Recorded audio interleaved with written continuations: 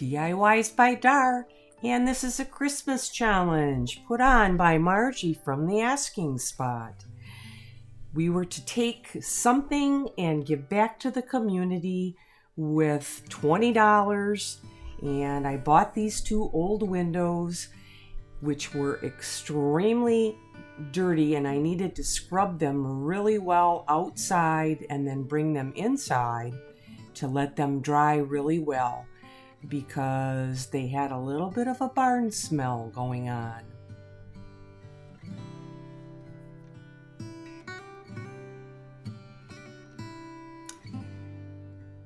Once they were dry, I needed to reinforce the windows. They were pretty loose. I knocked out a lot of the putty from around the glass, so they got a little bit of a redo all the way around on both sides with some caulk.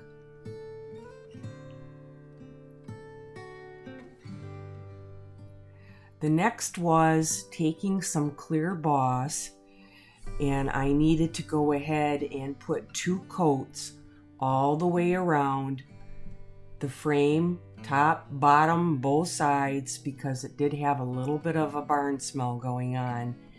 And the reason that I used the clear is because I wanted all of those dings and open areas to show, because I was not going to paint this anymore. While they were drying, I wanted to make up some molds of some large snowflakes. So get your Argo starch and take and go ahead and make sure that you have some inside your mold. And this is one of those molds that has all those tiny little articulations out on the end. So I knew that they were going to be a little bit of a challenge to get them out. I am going to use some DOS clay, and I have a pretty good chunk there. Make sure you press it down really well, especially in those outside edge articulations. Take off your excess, and at the very last thing that I will do is I have a somewhat dull knife, and I will take and cut that excess off. And when you do this, start in the middle of your mold and then cut going outwards, because if you start on the end, all you're going to do is lift your mold up and ruin the whole thing. Once you get that cut, go ahead and pack it back down and fix your corners up, because the less amount that you have out of your perimeter, then the less you have to clean up.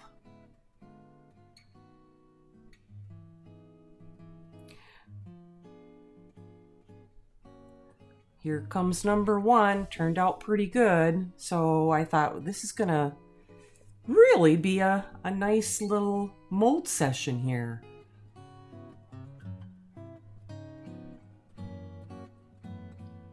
Until I got to this one. I should have known better. You can see how I have all those articulations, and they're really deep on the outside. And I tried to add the clay back in. And when you do that, you can really smudge it down on the back side. But what happens is on the front side, it leaves a small crack. And I don't know, because you can't smooth it out on that side. Maybe there's just a difference in the clay already in the drying process. But when you go ahead and you try to take that out, and you really need to bend your mold and then press down on them little articulations so you can kind of pop that out. When I picked it up, I could see all them tiny little cracks, and then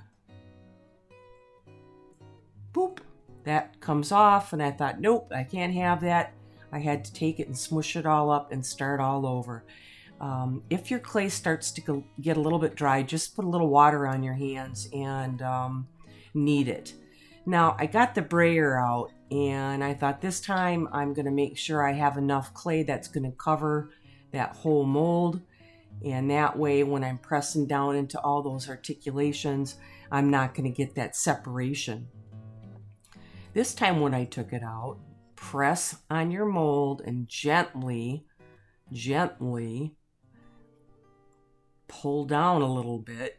Press down on them big articulations from the back side, and just take your time and roll that mold away, and hopefully by the time you get done you have a really nice piece that doesn't have any breaks, and I don't have any cleanup to do around the outside edge.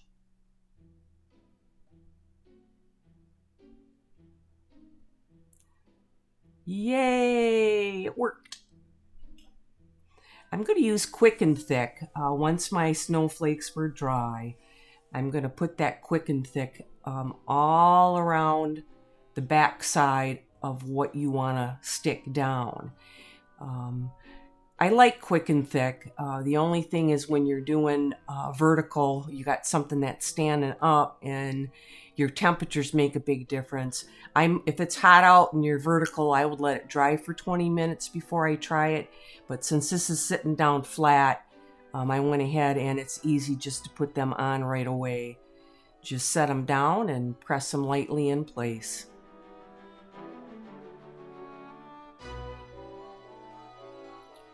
If you get too much glue squishing out, I like to take a Q-tip and I will wet it, and then I just kind of clean up a little bit and pull that away.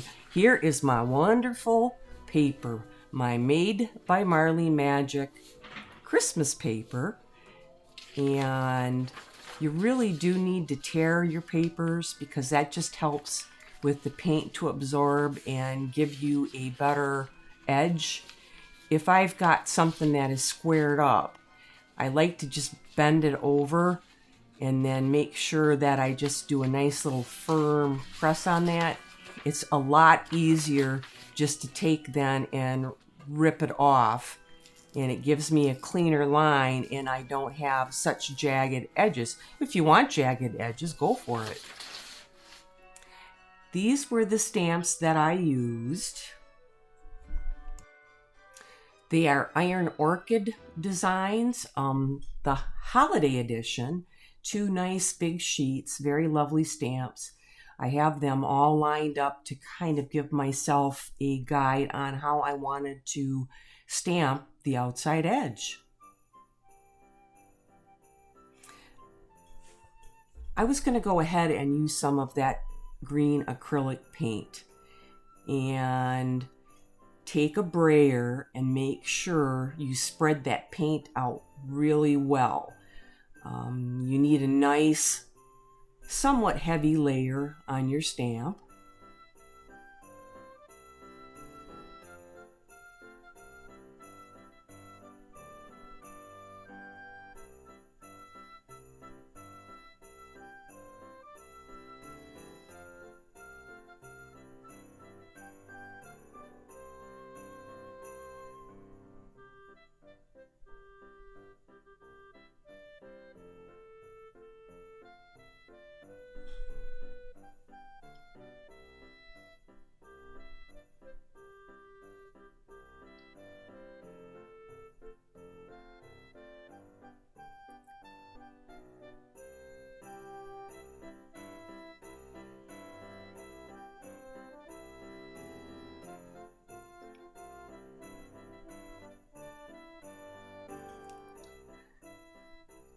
Carefully set it where you want it, because once it's down, that's where it's going to stay. You're committed.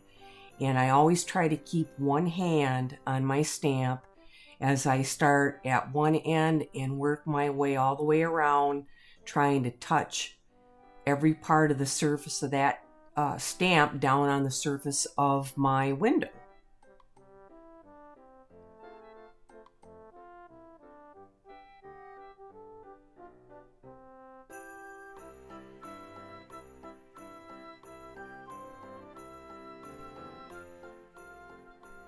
It turned out okay. I knew I was going to have to do a lot of painting on it to bring it to life a bit.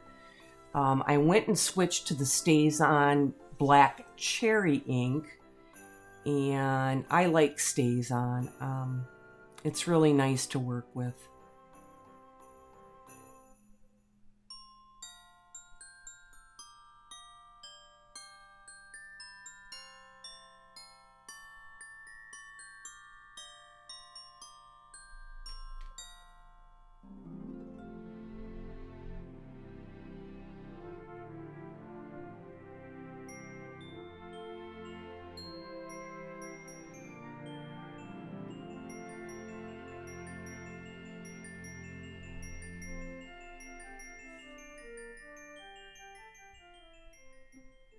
I did use some transfers as well. Some were redesigned by Prima, some were bells and whistles from Dixie Belle, just to bring a little more color into the window. Now it's time to Modge Podge with my matte Modge Podge my decoupage paper on the front of my window. Now I've never decoupaged windows before, so I just followed the same rules. Make sure that you have enough of the paste. Go one way and then go the other way and make sure that it's smooth. Everything went quite well. The only thing that I didn't do right is at the end, I put some dishwasher safe Modge Podge over the top of these, and it just caused the paper to really wrinkle up. But it was okay because these were rustic looking anyway. Just started down on the one end and slowly worked my way up. I was starting to get a few wrinkles in there. I had that cellophane wrap all crunched up over there, and I thought, well, if I needed to, I could grab that and try and use that.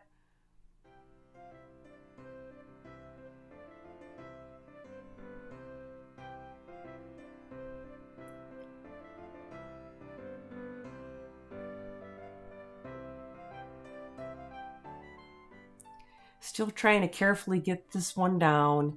I think sometimes the more you mess with the paper, like Lel says, you just kind of need to put it down and leave it alone. I think the paper stretches, and then you're going to end up with a lot more wrinkles. The easier, just try to set it down and not mess around with it too much. The flatter you can go, the better off you are. On my next one, when I put the reindeer down, you'll see what I mean, because at the very end, it's almost like I just let the paper drop and it worked out a lot better. So I'm getting ready to put my reindeer on, or deer.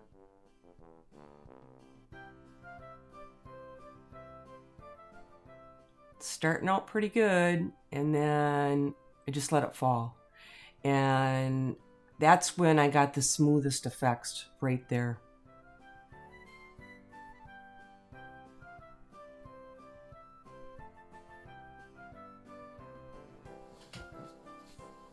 Let me bring you up to speed on where I'm at with this project. All the decoupage paper is on. I am waiting for it to dry. I have all the transfers on that I wanted to put on around the outside of the window, and I have all the stamping done that I wanted to do around the window. I'm going to talk about stamps really quick, and if you have new stamps, make sure you take them and take a 220 or a green scrubby pad and just wipe them off in both directions. So you give them a little bit of tooth for your paint or your ink to stick on there so it'll transfer. When you pick a really big wide stamp like this, these are a lot easier to do paint stamp with because they're easier to line up and you get a lot more open areas. When you pick a stamp like this and you have a lot of detail on it, whatever color you're going to use, like you can tell over here on this one, you're going to get a lot of that small fine detail. And when you want to paint them, it may make a difference on what kind of paint you want to use. I did purchase some Posca pens, and I'm telling you right now, I wished I would have bought them to begin with. They are a lot better than this random brand that I bought. The difference in the tip size, this is a 1.8 to a 2.5, and you can just go ahead, and these are really easy to do a little bit bigger. These are a fine tip, and I'm not sure if it says what, oh, okay, 0.7 millimeter tip on these. So in this case, it's a lot easier to go back and just do some fine lines on your black on your ink. I'm going to recommend StazOn because once you put the ink on, whatever you put on it, your ink will not smear or come off.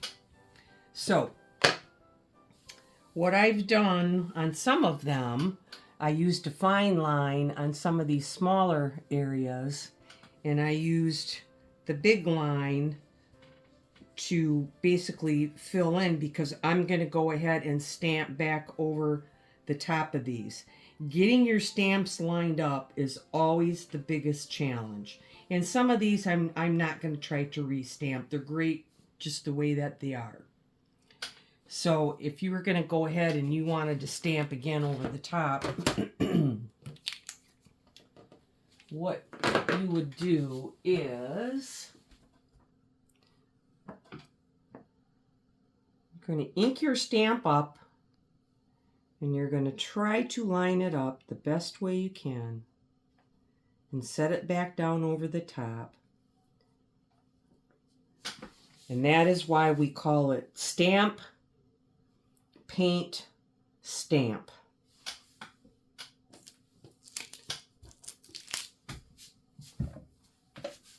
It gives it a little bit more of that 3D quality. I'll zip up to another one up there. And we'll do that one.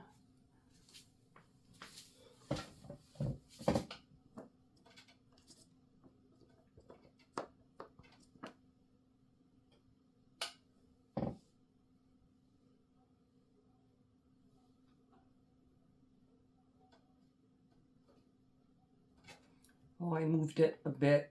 That's all right. It's not the end of the world. And there's that stamp. Now, on some of these, I am not even going to go back over. I like the way that they are. When I get down to that garland, I stamped it and I just painted it. I am not going to try to stamp over the top of that again. I'm never going to get it lined up so it looks perfect the way it is. So, that is the story of stamping and Posca pens. You want to lay your pens on their side when they're not in use. And how you activate these pens is you need to shake them. You need to shake them for a good 30 seconds. And then when they're new, you press down on the top until the paint starts coming out and they're activated and they're good to go. So, I will continue on until we get to the next portion. I'm going to finish painting around and we'll go from there.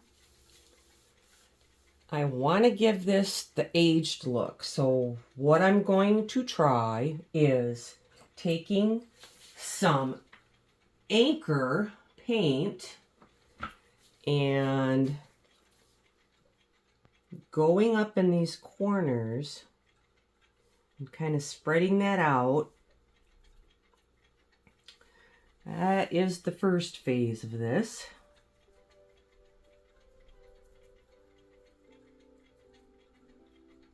I just have a really soft brush. And if I get a little too much, I just have a makeup wipe. I'm just going to tap it.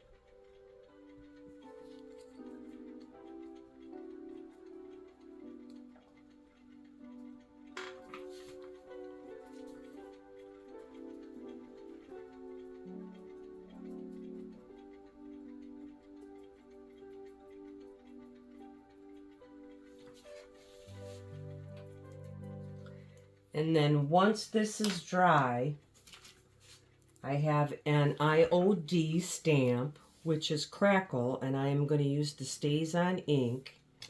And I'm just going to put just a little bit of Crackle up in the corners. And then the plan, once all of that is dry, is I am going to take it outside and spray some of this Rustoleum Mirror Effects Spray on these areas in the back to give it that mirror effect, and we'll see how it turns out. I'm going to recharge my ink pad here, and I just put some dots going all the way around to put a little bit more ink in it. And there's nothing better than a ink pad that's been used for a while. They just work so much better.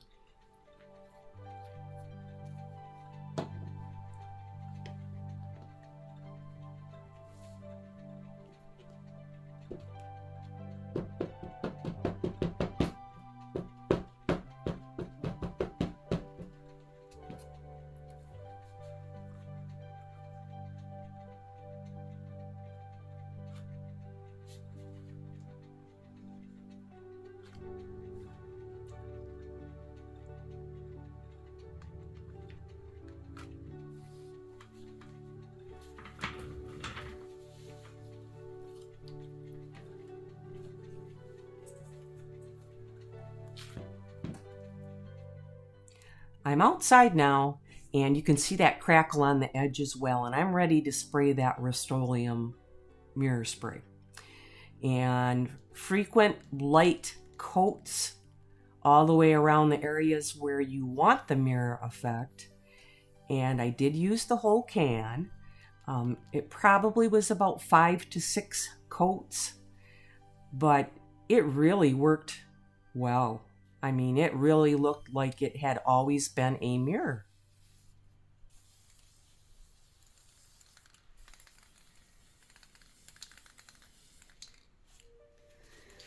I brought these windows in, and you guys would not believe it.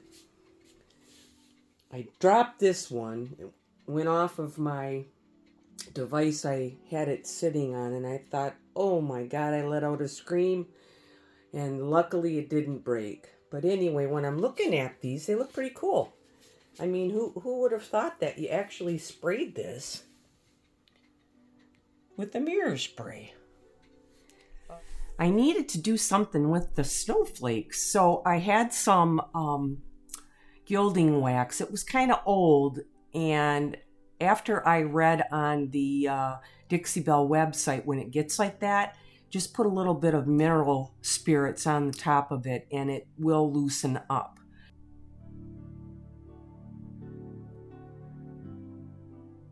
I needed to get the edge of my decoupage paper to blend in a bit. So I got all the colors lined up and I just went around all of my decoupage paper and I blended it in. When it was all dry, I put 2 coats of matte sealer on the outside. I want to thank Margie from the Asking Spot for the Christmas challenge. Put $20 back into the community and create a new gift or holiday decor. Check in my description for the playlist and check out all the other artists who have participated in this competition. Here are my windows when I started, pretty shabby, and here they are when I was completed.